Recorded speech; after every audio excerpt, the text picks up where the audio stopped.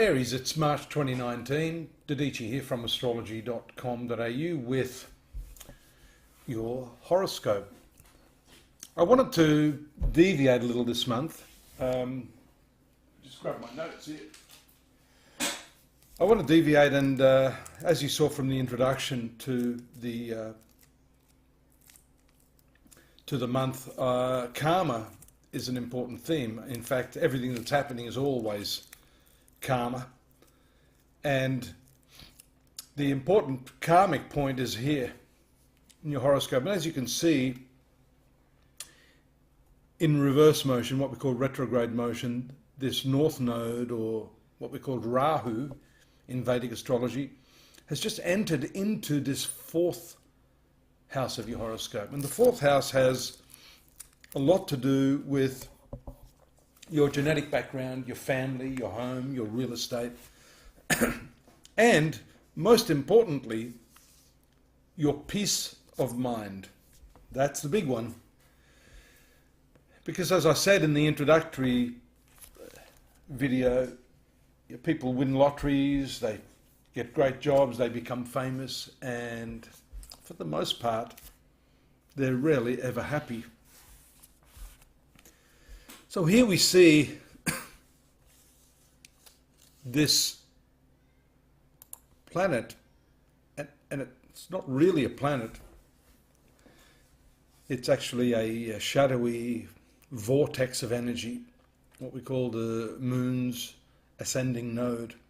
And as it moves through here over approximately an 18-month period, it brings with it immense desire to fulfill these needs in your life. As I've just mentioned, the needs of family, of personal satisfaction, domesticity. The problem with this planet Aries is that it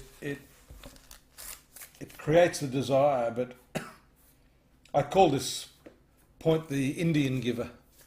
Sometimes promises a lot, but doesn't actually deliver on its promise. Sometimes it does deliver, offers a great job, beautiful house, for the person to only find that it's not at all what it was cut out to be. And that's the difficulty here, knowing what to desire.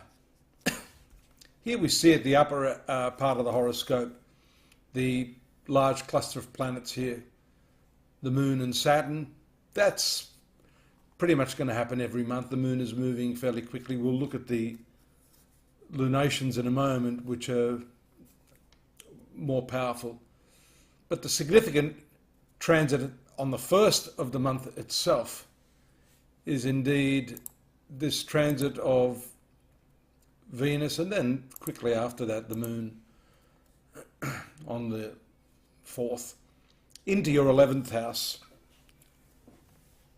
away from this disruptive, shadowy, karmic axis, Rahu Ketu. And this is significant because it rules your marital sector, it is your relationships, and moving in this 11th house is supposedly said to bring fulfillment, especially in a social context. It's interesting because you've got all of these planets here, the Sun, Neptune and Mercury, located in the 12th house. This house here, or this segment, is in some ways diametrically opposed to this. This is all about reaching out, being with people, and also Venus being the planet ruling your significant other relationships. 11th house is obviously a house of engagement. But here we see 3 planets in the low-key house, the time-out house. And so there may be a contradiction in terms here. You may have the opportunity to meet people, be with others and socialise, but deep down you may have this tug of war going on. You may have no choice here. That's the challenge you see here also, as Venus moves into a tight square here with Mars later in the month. But the important aspect here is this new moon also in this 12th house, which makes it much more significant for you in terms of wanting to work on your inner self. You notice also at that time Mercury goes retrograde. And so the focus really is here, and this North Node is showing us, you see the nice aspect here, formed by the North Node to the retrograde Mercury, the Moon, Neptune, and of course the Sun later in the month. So there's a strong focus here of retiring, pulling back from all of this. This is what I mentioned in my introductory video, that often the best things that happen are not at all what you really want or you can really handle. So I think it's important for you to use these energies this month and figure out what it is you want in this area of your life. What is it that's going to make you happy, especially in the domestic arena? The new moon takes place on the 7th, as you can see here, but that's preceded by Uranus moving out of your sun sign into the finance sector. And that is under some difficult